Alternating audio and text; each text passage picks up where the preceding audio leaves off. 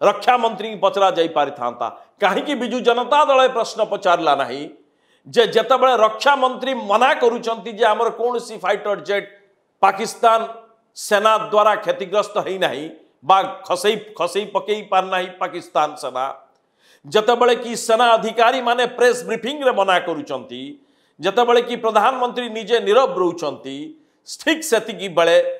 CDS chief of defence staff general Chauhan कहीं की जाई कि विदेश माटी रे सिंगापुर रे ये सांग्रीला डायलॉग रे कहीं की ये इनफॉरमेशन बा तथ्य से जगह रे खुलासा करूचंती ताहा पुणी एक विदेशी मीडिया पाखरे ब्लूमबर्ग मीडिया पाखरे कहउचंती जे